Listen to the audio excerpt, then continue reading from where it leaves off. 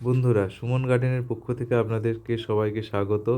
আমার ছোট্ট বাগান, সেখানে কয়েকটি গোলাপ গাছ আছে। আমার এই গোলাপ গাছে দেখেছেন প্রচুর পরিমাণে কলি এসছে, আরও আসবে যত শীত পড়বে এবং ফুলের আকৃতি অনেক বড় হবে।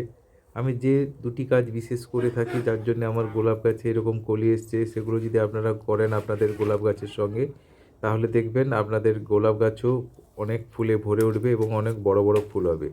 সেটি হচ্ছে গোলাপ গাছের পুনিং এবং একটি হচ্ছে খাবারের ব্যবস্থা, যাতে গোলাপ গাছ ভালো পুষ্টি পায় এবং খুব ঝাগড়া এবং বেড়ে ওঠে। পুনিংটি বেশি গুরুত্বপূর্ণ, তার কারণ হচ্ছে এই পুরনো ফুলগুলো যদি আপনার গাছে থাকে তাহলে আপনার নতুন ডাল গজাবে না এবং ফুলও আসবে না। সেই কারণে গোলাপ গাছের পুনিংটি সবচেয়ে বেশি গুরুত্বপূর্ণ। এই পুনিংটি করতে হলে আপনাকে একটি বিশেষ পদ্ধতি মেনে চলতে হয়।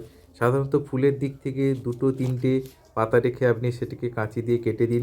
দেখবেন ওই গাছের যে গোড়া, সেই পাতার গোড়া থেকে প্রচুর পরিমাণে ডাল গজিয়ে আসবে। প্রতিটি পাতার গোড়া থেকেই ডাল গজিয়ে আসবে এবং তাতে নতুন ফুলের কলি আসবে।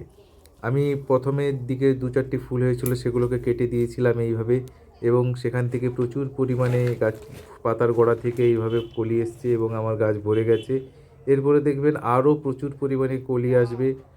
আমি কারণ এই পুরনো ফুলকে এইভাবে কেটে দেই, এটাকে পুনিং বলা হয়, এবং দেখবেন ধীরে ধীরে প্রচুর ফুল আসবে।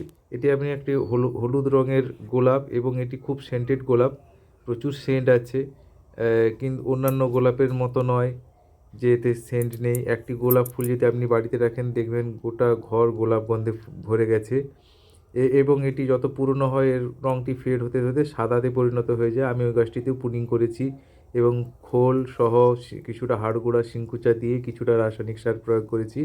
এখন আমি যেটা করি কি, এই পুনিং করার পর খোল গুলানো জল, বা আমার আগের একটি ভিডিওতে আমি গাছের অমৃত বানিয়ে রাখি,